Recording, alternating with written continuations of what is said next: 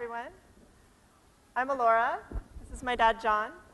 We came from Bali today to speak with you all. And that's where I grew up. I grew up in Bali. Then I moved to the US.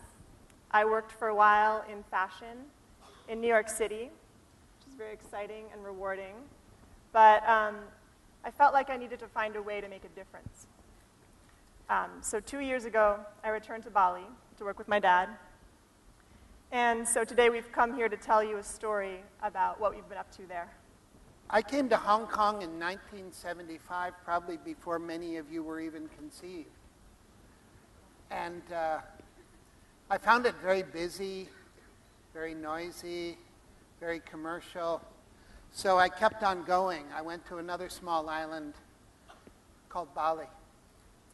And I've been there ever since. I visited Hong Kong a few times, but I really like Bali. And what Bali is really all about is seeds. You have to plant a seed, if you want something to grow. And these are bamboo seedlings. They're really small, about the size of a chopstick. And I planted one in front of my house, and only 5 years later it had turned into this. A great big clump of black bamboo. And the important thing to know about bamboo is the mother, and the mother lives underground and sends up shoots. And these shoots are totally amazing. They're big, they come up full size, they go as high as a coconut tree in 2 months. And then you wait 3 years and you can cut them. And once you cut them, they're ready to use. They're ready to build things out of. But before you do that, you have to get them to the market. You can imagine trying to drive this truck through Central. In fact, we bring them out of the mountain in the middle of the night when the police are sleeping. They're really, really long. And once we get them to the workshop, we wash them with water, and we put them in these giant tanks. And there they sit for 24 hours in a solution of borax. Now, borax is a natural salt that comes from Tibet, which must be yours, Turkey, and Boron, California. It goes into the bamboo, and we end up with this. Now, we all want to believe there's a virtual, endless supply of everything. But we all know in our hearts that there really isn't. There isn't enough for everyone. But this is something that is a permanent, sustainable material. We're going to show you all the things it does. But all you have to do is plant some seedlings. And in a short 8 years, you can start building your apartment. So we've learned an awful lot about bamboo. We've broken it in the lab, we've tortured it, we've twisted it, we've burned it, and now we have all the engineering information so we can start building something that's completely new. Bamboo has been around forever. We probably were living in it shortly after we came out of the trees. And you've all seen it. You can still see it in very rural places. In fact, they even did cool stuff with it. This is from 1930 in Java. It's a great big bamboo bridge. Unfortunately, all we have left of these amazing things that were done is the photos. It's very sad. And it's all this guy's fault. This is a powder post beetle. He has very nasty habits. And I read recently in National Geographic that when he eats things, what comes out of the tail end of him is pure methane, which you know is ruining the world. And he has eaten every bamboo building ever made. Nasty little guy. But the borax changes everything forever. The little guy comes and takes a bite out of the borax bamboo.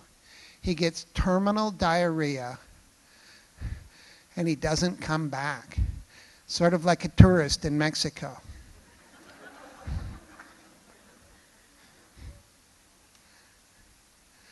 So now we can build things like this. Permanent, sustainable architecture. And if you look closely up there, those guys are eating their lunch. So we not only can build beautiful things, we can have some fun doing it. This is a bridge at Green School in Bali. It's 22 meters long. It's the biggest bamboo bridge in Asia. And some people think it's the most beautiful. We can do scale. And we can do beauty. This is Green School. We call it the heart of school. When the architects started, it was a rectangular box, and it was called the administration complex. We twisted it, we bent it, it became a double helix, and we renamed it the heart of school. There's a model of it sitting in front of the construction site. And remarkably, it was built by guys like this. This is Wayan.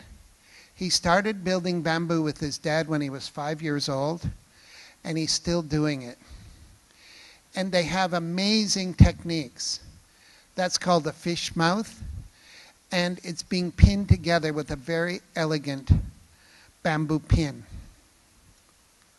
Hand-built, hand-raised buildings, no cranes. And it looks like chaos. If I have one more person tell me about the wonderful bamboo they use in Hong Kong for scaffolding, I will cry. Because when that scaffolding comes down, you know what you're left with. You're left with a giant concrete building, and the bamboo is gone. What happens with us is we take down our metal scaffolding, and we're left with a beautiful bamboo building. We're just going in the opposite direction.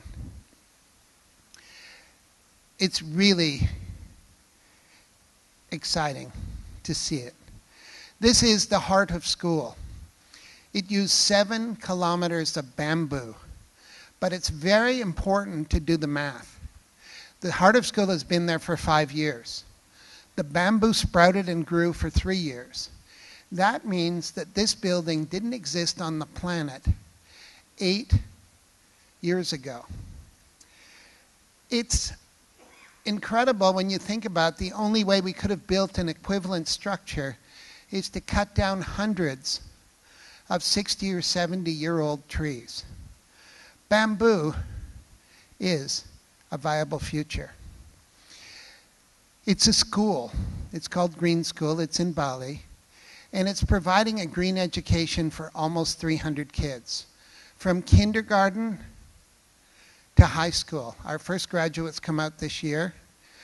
And they're coming from 45 countries around the world, and 10% of them are local Balinese kids. And they are, as you know, the future. And with that, I'm going to pass the clicker to the future of bamboo, Elora.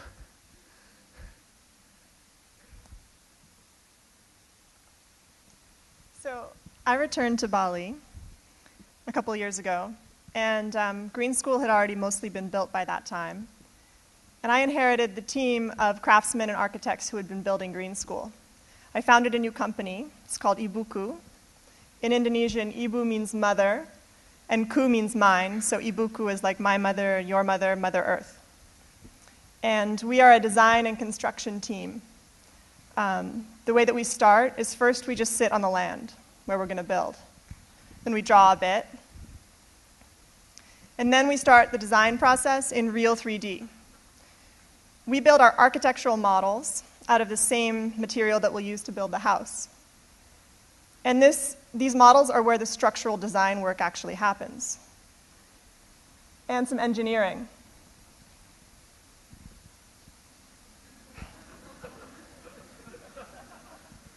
So as Putra's designing the structure of the house, he's testing it for weakness. And we also replicate that model in a 3D line in the computer. And we're talking about curved lines here, so those of you that work in the computer might know a bit about that. Curving 3D lines, replicating every single bamboo stick in the model. And this is all just for the engineer to study and confirm. We don't use this for construction at all. Every single pole that we'll build is shown in this CAD. And once the engineers are happy, we give that model back to the craftsman. We tried to give them drawings, but that didn't work very well. They spread them out and took a nap on them at lunch break. So we don't design in the computer. We don't make blueprints for builders. We don't make models for clients. We work backwards. We're designing in 3D. So here is a tiny handmade bamboo ruler. And the workers use that to measure every pole in the model. Then to prepare the material, they go and they choose the poles of bamboo that are curving in just the right way to replicate the model. And you're talking about completely unique, tapering, curved bamboo poles that grew in a forest. And I'm not an architect, but from what I understand from conventional architecture, this is pretty much their worst nightmare. And you can see the base that we're working on here is a replica of the contour of the slope, the natural contour. So we're also working from foundation points on a slope, not on a flat piece of land. And on site, the model rules. And the house goes up really fast. We're not talking cranes here. This is just skilled workers. Within 4 months, it can look like this, rain or shine. And every step of construction is watched over by the architects and engineers. They're on site every day, refining and adjusting. When we're talking in curves, there's a lot that you just can't plan in advance. And the house is entirely handmade. We use small handheld tools. This is one of our main tools here. I think this tool has a very low carbon footprint. It's mostly powered by rice.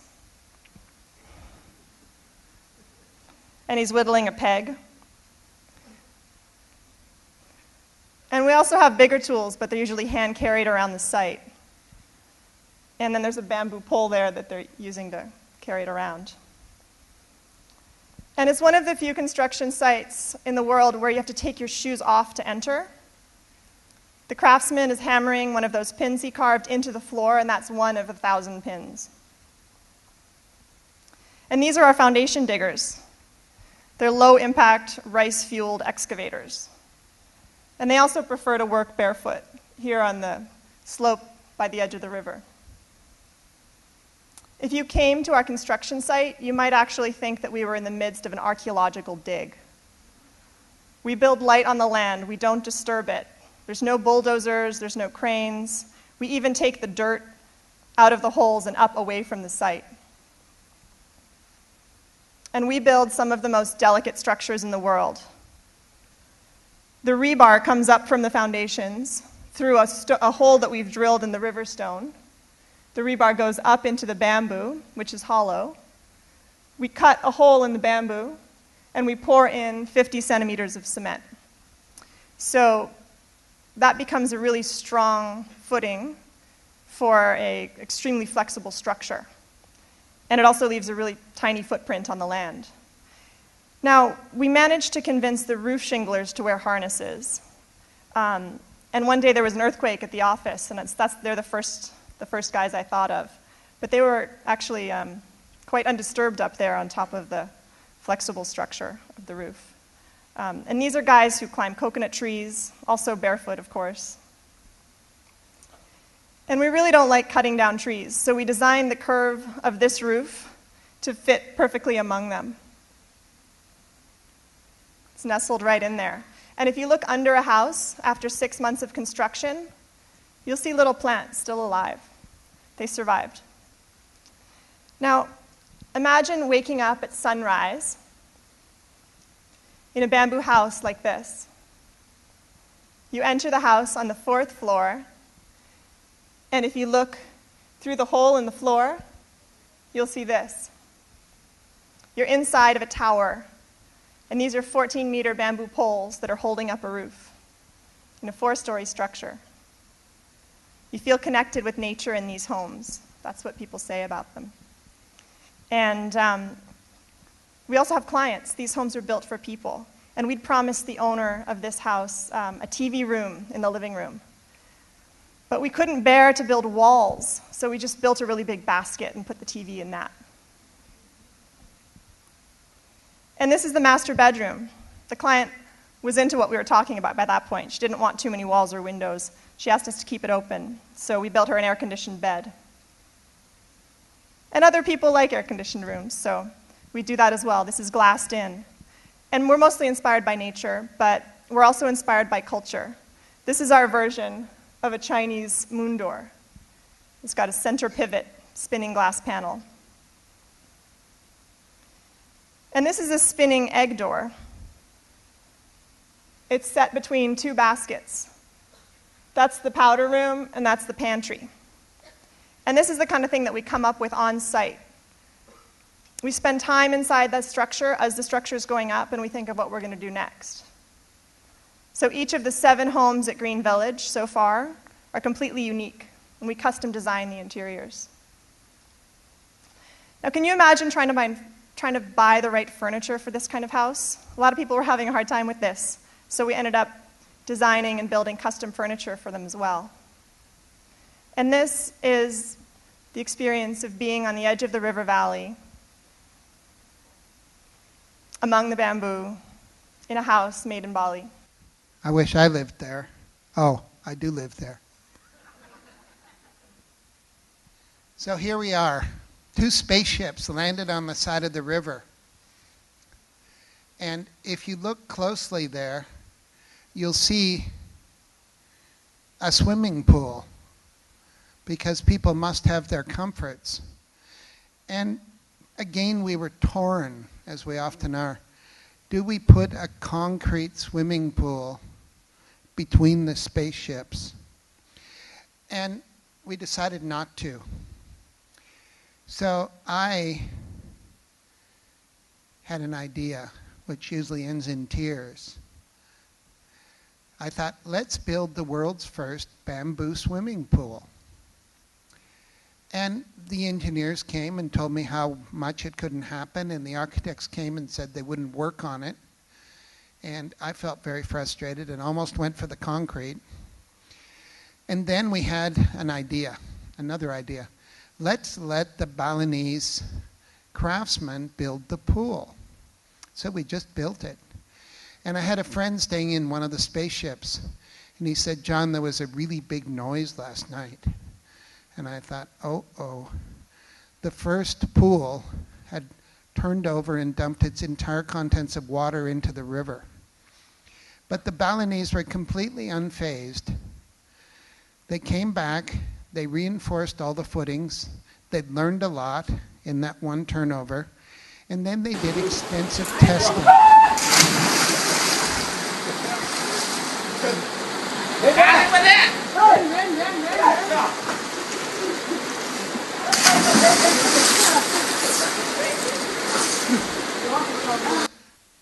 These are the guys that built the pool.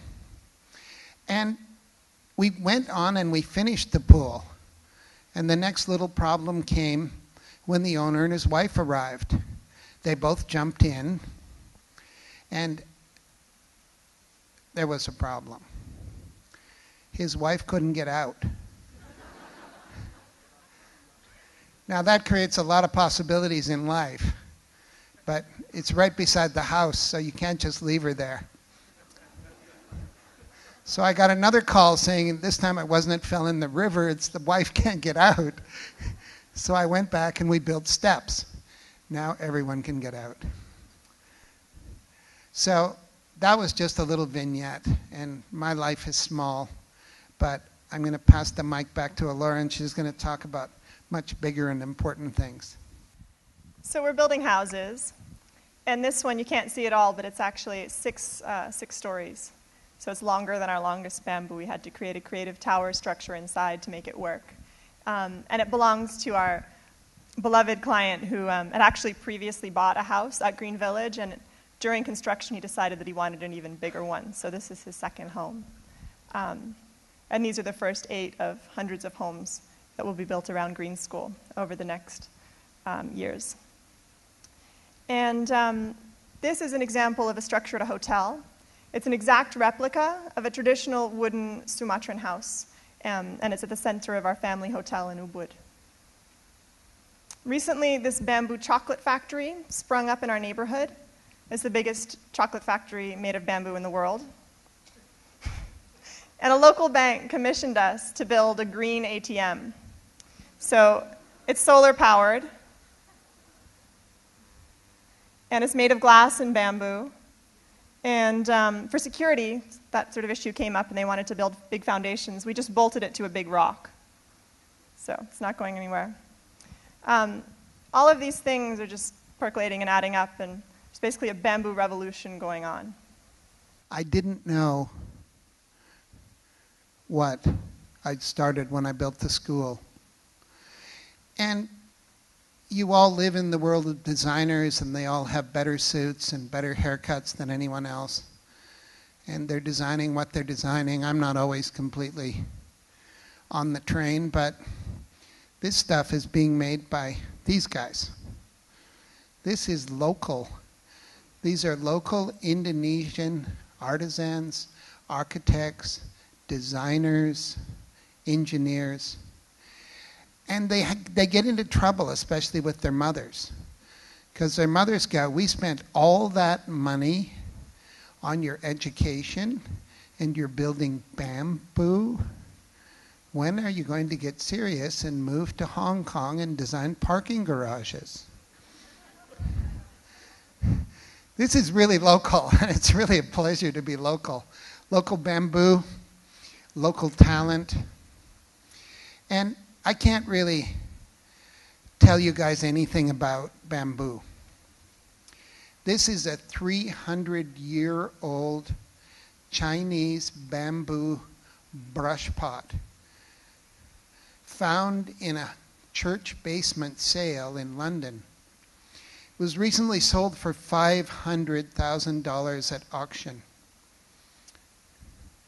So you've been in the bamboo world forever. And the reason I came up here to speak is I really think it's time to create a bamboo future.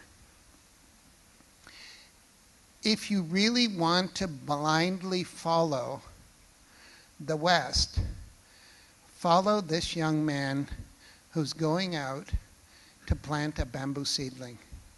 Thank you. Thank you, John and Elora. Now, does anyone has any questions?